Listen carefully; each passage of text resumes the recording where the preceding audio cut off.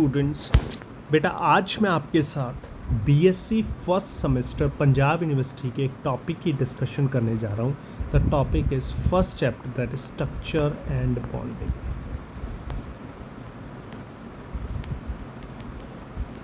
So basically यहाँ पे बच्चे +2 से बीएससी 1 में जो आ रहे हैं वो स्कूल से कॉलेज के अंदर आते हैं, तो काफ़ी बड़ा चेंज होता है एंड दे आर सिंपली कहूँ तो वो थोड़े से कंफ्यूज होते हैं एंड थोड़ी सी क्लैरिटी या क्वेश्चन पूछने में थोड़ा डर होता है। तो उनके लिए बहुत ही सिंपल लैंग्वेज में वीडियो डालने की कोशिश करूँगा।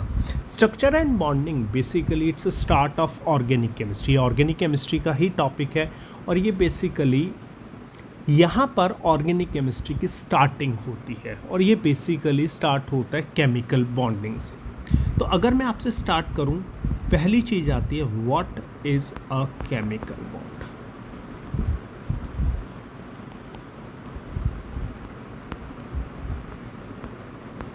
तो इस क्वेश्चन का जवाब आता है chemical bond is a force of attraction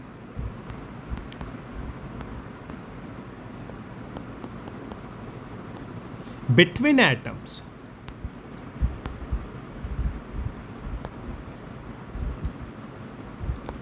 which hold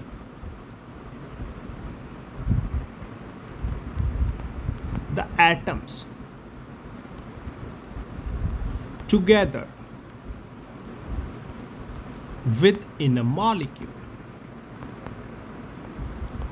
मतलब बेसिकली ये एटम्स को जोड़ने वाली एक अट्रैक्शन फोर्स होती है। ये एटम है, ये एटम है, इसके बीच में ये जो अट्रैक्शन वर्कआउट कर रहा है इसे हम केमिकल बॉन्ड कहते हैं।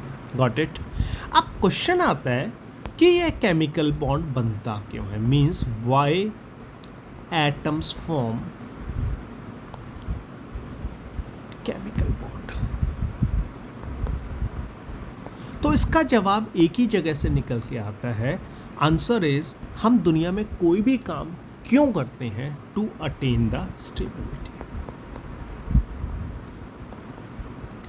मीन्स ये मानते हैं कि एटम्स लेस स्टेबल होते हैं और जब एटम से मॉलिक्यूल बनता है that becomes more stable. So the simply thing is to attain the stability. Got it मेरे बच्चों। अब स्टेबिलिटी के मायने अगर हम केमिकल बॉन्ड की थ्योरीज पढ़ें, केमिकल बॉन्ड क्यों बनता है उसको एक्सप्लेन करने के लिए 3 थ्योरीज आज तक हमारे पास अवेलेबल है। ये हम +2 में भी पढ़ चुके हैं। Lewis concept, VBT and MOT. अब लुईस कंसेप्ट क्या है, ये ऑक्टेट थ्योरी भी है। तो इसने क्या बताया था कि दैट अगर हम पूरी केमिस्ट्री में चेक करें, इनर्ट गैसेस जिन्हें आजकल हम नोबल गैसेस कहते हैं, दे आर स्टेबल। और ये स्टेबल क्यों है, क्योंकि इनके आउटर शेल में 8 इलेक्ट्रॉन एक्सेप्ट हीलियम, बाकी सब में ऑक्टेट कंप्लीट होता है। So according to the Lewis the 8 electron fully filled confusion. इसे फुल्ली फिल्ड क्यों कहा गया, क्योंकि हमें पता है बाहर वाला शेल किससे बना होता है, एस और पी से बना होता है। एस में मैक्सिमम 2 इलेक्ट्रॉन आ सकते हैं और पी में मैक्सिमम 6 इलेक्ट्रॉन आ सकते हैं। तो according to Lewis the 8 electron configuration is a stable configuration और उस कन्फिग्रेशन को अचीव करना ही बाकी एटम्स की इच्छा होती है, क्योंकि बाकी एटम स्टेबल होना चाहते हैं। तो इन्होंने कहा कि 8 इलेक्ट्रॉन कन्फिग्रेशन स्टेबल कन्फिग्रेशन है और हर एटम इस स्टेबिलिटी को अटेन करना चाहता है और उसको अटेन करने के लिए या तो वो ऑक्टेट कंप्लीट करने के लिए या तो वो शेयरिंग ऑफ इलेक्ट्रॉन करता है। और शेयरिंग ऑफ इलेक्ट्रॉन से क्या बनता है, कोवेलेंट बॉन्ड बनता है। ठीक है बच्चों। एंड या वो गिव एंड टेक या ट्रांसफर ऑफ इलेक्ट्रॉन करता है, टेक ऑफ इलेक्ट्रॉन्स करता है। इससे क्या बनता है, आयोनिक, जिसे हम एक नाम और कहते हैं इलेक्ट्रोवेलेंट बॉन्ड कहते हैं।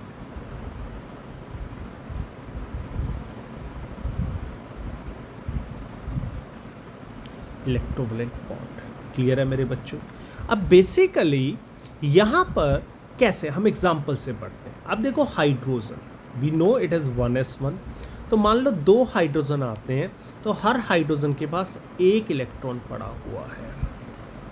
अब हाइड्रोजन सिर्फ फर्स्ट शेल है तो वो स्टेबिलिटी के लिए अपने डबलेट पूरा करना चाहता है, तो ये एक एक इलेक्ट्रॉन की शेयरिंग होती है, और जहाँ पर एक एक इलेक्ट्रॉन की शेयरिंग होती है मीन्स वहाँ सिंगल बॉन्ड। अब जब ये शेयरिंग हुई तो दोनों एटम के पास अगर आप ध्यान से देखो तो दो दो इलेक्ट्रॉन हो गए। अब जैसे फ्लोरीन ले लीजिए, अब फ्लोरीन में क्या है मेरे बच्चों, फ्लोरीन 2 7, क्योंकि 9 होता है तो बाहर वाले शेल में 7 इलेक्ट्रॉन होते हैं, तो 1 2 3 4 5 6 7, 1 2 3 4 5 6 7। सो यहाँ भी शेयरिंग होगी तो आपके 8 इलेक्ट्रॉन्स पूरे करने के लिए इस तरह से। यहाँ पे कुछ बच्चे कंफ्यूज हो रहे होंगे कि सर आप 2 और 7 कैसे लिख रहे हो। बड़ा सिंपल सा है, एक ऑर्डर याद रखो 2 8 8।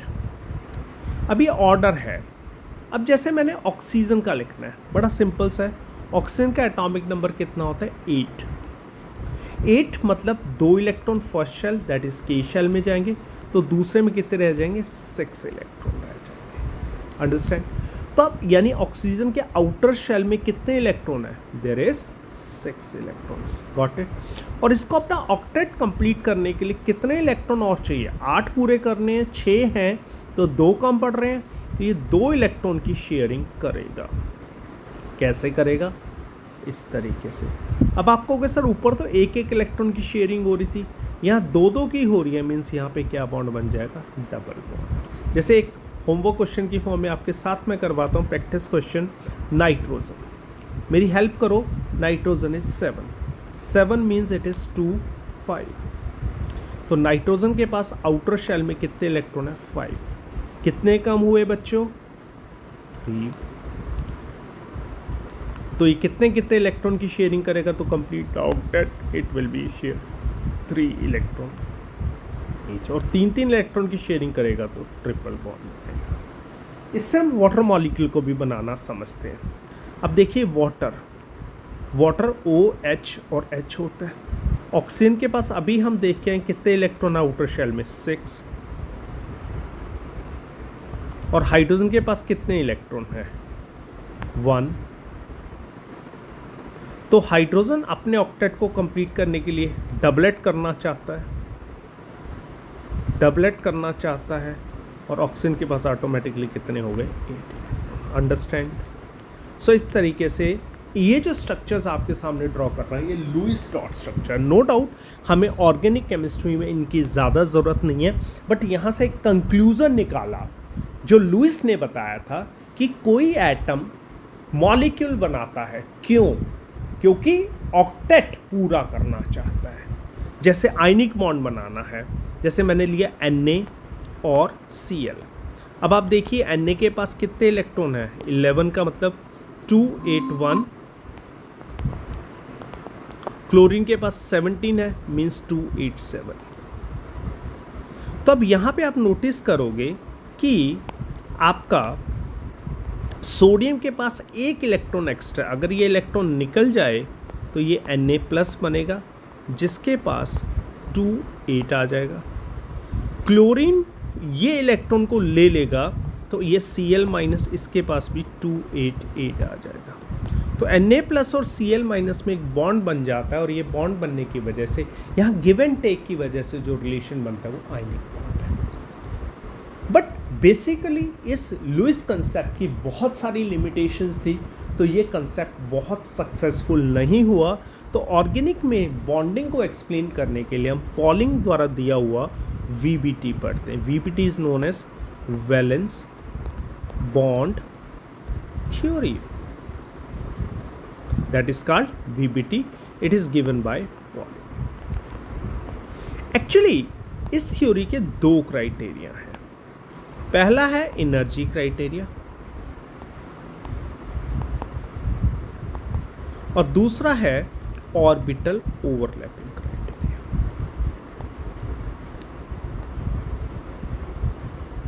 अब एनर्जी क्राइटेरिया बेसिकली इस बात को एक्सप्लेन करने में हेल्पफुल है that energy of the molecule is lesser than compare to the parent atoms. अब नेचुरल सी बात है, एनर्जी कम है मीन्स उसकी स्टेबिलिटी क्या होगी, ज़्यादा होगी। यहाँ पर एनर्जी क्राइटेरिया क्या कहता है, अगर मैं इसको डायग्रामेटिकली आपको एक्सप्लेन करने की कोशिश करूं तो ध्यान रखना, शुरू में दो एटम बहुत दूर हैं। जब दो एटम दूर हैं तो उनमें कोई अट्रैक्शन या कोई रिपल्शन वर्क नहीं करता। जैसे जैसे हम उसको क्लोज ला रहे हैं तो जब तक उनमें अट्रैक्शन या रिपल्शन वर्कआउट नहीं करता तो उसकी एनर्जी कांस्टेंट रहेगी। और जब वो क्लोज इनफ आ जाते हैं तो उनमें क्या शुरू होता है, अट्रैक्शन शुरू होता है। अट्रैक्शन की एनर्जी नेगेटिव होती है। एक मिनिमा पे आने के बाद फिर एनर्जी बढ़नी शुरू हो जाती है। तो इस पॉइंट को देखिए ध्यान से, यहाँ अट्रैक्शन मैक्सिमम है और रिपल्शन मिनिमम है।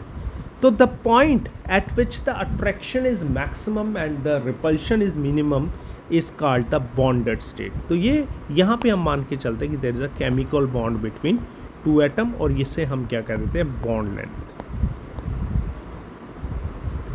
तो द थिंग इज दैट अगर आप ध्यान से देखो, एटम्स की एनर्जी ज़्यादा है, एटम्स की एनर्जी ज़्यादा है,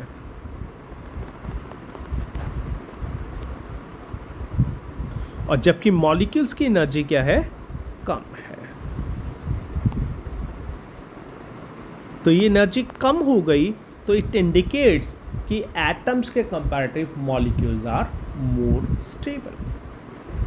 तो ये एनर्जी क्राइटेरिया वीबीटी का, देखो लुईस ने क्या बताया था, उन्होंने स्टेबिलिटी का रीजन बताया था ऑक्टेट, जबकि वीबीटी ने अपनी स्टेबिलिटी का रीजन क्या बताया मेरे बच्चों, that will be a energy criteria कि एटम्स के कंपैरेटिव मॉलिक्यूल की एनर्जी कम हो जाती है।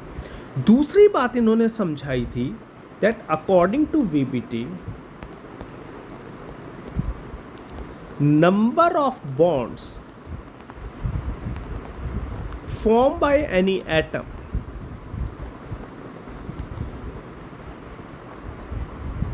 that is valency of atom,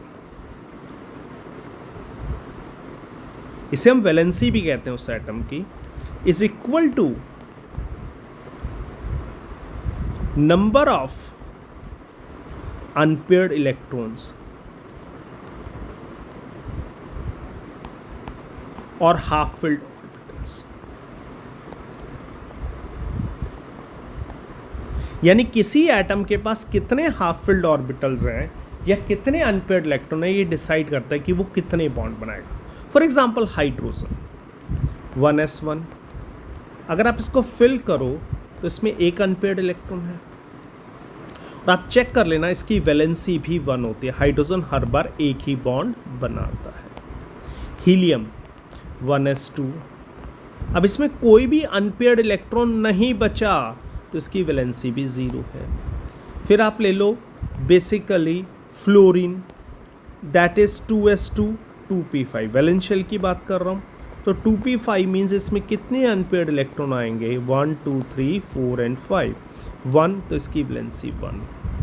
oxygen 2s2 2p4, तो इसमें भी 4 इलेक्ट्रॉन भरोगे तो कैसे भरे जाएंगे, 2 अनपेयर्ड, तो वैलेंसी 2। आप देखते हो ऑक्सीजन मैक्सिममली कितने बॉन्ड बनाता है, 2 बॉन्ड, या तो 2 सिंगल बॉन्ड जैसे वाटर में, या double bond. Nitrogen 2s2 2p3, तो इसमें कितने अनपेयर्ड हैं,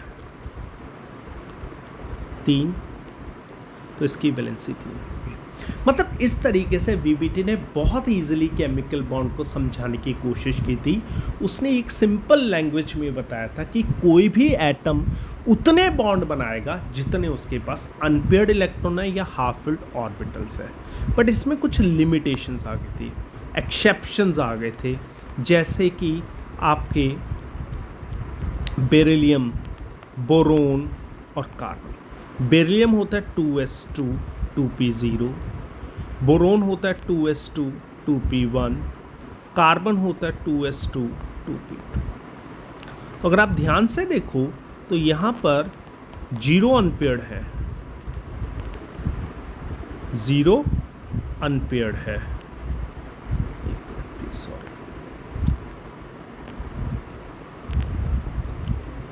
अनपेयर्ड 0 है, बट वैलेंसी इसकी क्या होती है, 2। बोरोन में अगर आप ध्यान से चेक कीजिए, बोरोन में अनपेयर्ड आपके बनेंगे 2s2 2p1, तो अनपेयर्ड इलेक्ट्रॉन्स 1 है बट वैलेंसी इसकी क्या है 3। सिमिलरली कार्बन को अगर आप ड्रॉप करोगे तो कार्बन में 2s2 2p2 होता है, तो इसमें अनपेयर्ड इलेक्ट्रॉन 2 आ रहे हैं बट वैलेंसी कितनी आ रही है 4। तो इस एनोमली को हम कैसे क्लियर कर पाते हैं? तो इस एनोमली को क्लियर करने के लिए ही give the concept of excitation.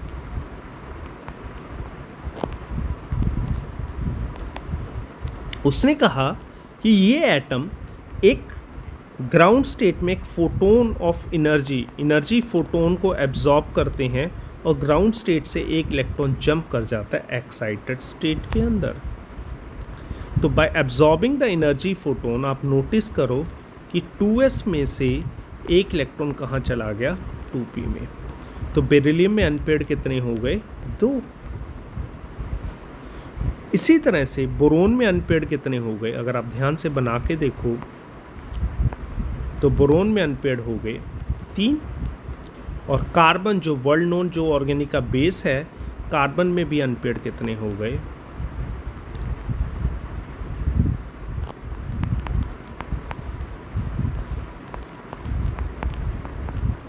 by absorbing the energy photon.